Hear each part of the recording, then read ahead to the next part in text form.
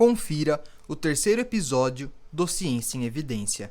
Tabela periódica, uma variedade elementar.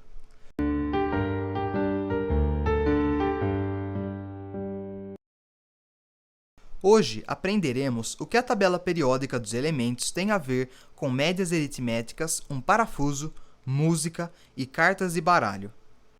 Ao longo da história da ciência, diversos elementos químicos foram encontrados e catalogados de diferentes maneiras pelas mentes aguçadas de vários cientistas. Essas práticas culminaram na famosa tabela periódica, que funciona como um arranjo das diversas tipologias atômicas, onde os diversos elementos químicos são organizados de acordo com suas características em comum. Antes mesmo da tabela que conhecemos, muitos cientistas se debruçaram perante os elementos então conhecidos em sua época, em busca de padrões. Um exemplo é Johann Wolfgang Dobereiner, que ao observar o elemento bromo, em 1824, atentou que seu peso atômico, isto é, a massa das partículas contidas em seu núcleo, poderia ser descrito como a média aritmética entre as massas do cloro e do iodo. Com isso, ele elaborou a lei das tríades, verificando que alguns elementos seguiam essa lógica instigante. Mas, para o desalento de Dobereiner, esse comportamento não era absoluto, fato que gerou novas propostas. Em 1862, Alexandre-Émile Beguier de Champ-Courtois propôs o parafuso telúrico, que consiste em uma teoria onde os elementos são organizados de acordo com suas massas atômicas de maneira crescente, sobre linhas helicoidais, como uma hélice ou caracol em torno de um cilindro. A ideia de Champ-Courtois foi pioneira ao reconhecer a periodicidade química, descrita como o conjunto de propriedades que alguns elementos compartilham entre si. 2 anos depois, John Newlands sugeriu que a classificação poderia ser constituída em um modelo de oitavas, relacionando as massas atômicas aos intervalos musicais. A proposta também não atendia às necessidades de maneira uniforme, e a busca por uma solução funcional se tornou a grande incógnita entre os químicos. Essa charada do século XIX caiu sobre o russo Dmitri Mendeleev, que estendeu a periodicidade a todos os elementos de acordo com seus pesos atômicos, ao reunir e estudar suas propriedades, descrevendo os 60 elementos que eram conhecidos em cartas de baralho, já que ele apreciava uma boa jogatina.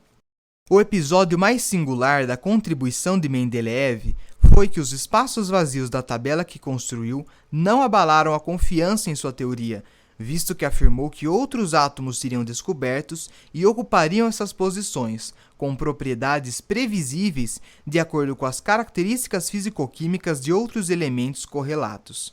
Foi um tiro certo, pois o gálio, germânio e escândio corresponderam a essa suposição, tornando seu trabalho reconhecido pela comunidade acadêmica. Uma inovação para a tabela veio através de Henry Moseley, que organizou de acordo com um número atômico, que representa a quantidade de prótons nos diferentes núcleos, que é semelhante à quantia de elétrons em elementos neutros. Isso significa que todos os elementos existentes compreendem átomos que variam de 1 a 118 prótons e elétrons em suas estruturas, o que explica sua variedade elementar. Essa tabela encontra-se situada nos arredores do Campus 1 da USP São Carlos e foi desenvolvida pelo CEPOF, Centro de Pesquisa em Óptica e Fotônica, um CEPID da FAPESP sediado no Instituto de Física de São Carlos. Ela abriga de maneira compacta diversas propriedades químicas, como por exemplo, os raios atômicos e a eletropositividade crescem de cima para baixo e da direita para a esquerda. Nos sentidos de direções opostos, temos o aumento do potencial de ionização, de eletronegatividade e da eletroafinidade.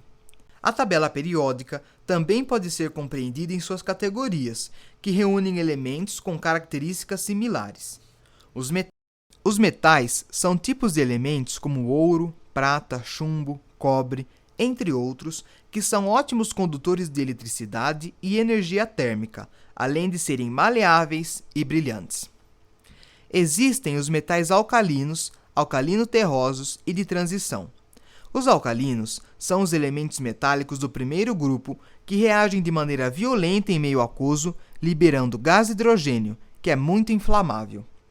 Os metais alcalino-terrosos também liberam gás hidrogênio em contato com a água, porém de maneira mais lenta e menos brutal.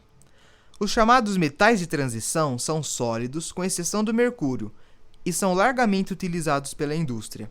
Alguns, como o ferro, oxidam em contato com o ar, causando desgastes. Já elementos como o ouro e platina são cobiçados devido à resistência que possuem. A fileira dupla que aparece em grande parte das tabelas são nomeadas respectivamente como lantanídeos e actinídeos, ambos metais e sólidos. Os lantanídeos são quimicamente muito parecidos entre si, sendo todos naturais, com exceção do promécio. Já os actinídeos são radioativos, sendo o urânio o mais famoso. Resumidamente, elementos radioativos são aqueles que sofrem decaimentos até alcançarem estabilidade e liberam radiação. Os ametais são minorias na tabela, atuando como isolantes. E há também os semimetais ou metalóides, que têm características que prescrevem um meio termo entre os ametais e metais, conduzindo eletricidade de maneira moderada e com brilho menos intenso que a dos elementos do grupo metálico. Já os halogênios abarcam um grupo de elementos reativos e com aroma desagradável. Em sua forma pura, podem causar danos, como foi o caso do cloro, que foi utilizado na Primeira Guerra Mundial como um gás nocivo. Por fim, na última coluna, há os chamados gases nobres, que ocupam a família mais à direita da tabela.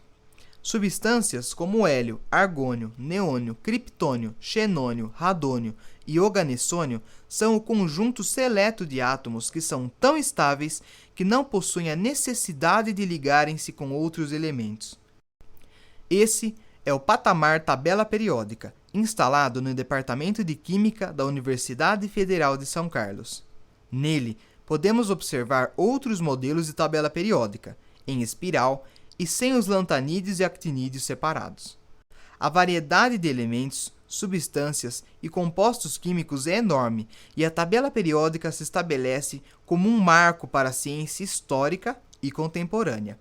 Tudo ao nosso redor é constituído por elementos químicos e o conhecimento acerca de suas propriedades é capaz de gerar remédios, tecnologias e inovações que preenchem a sociedade com o progresso que a ciência ergue em seu estandarte do saber.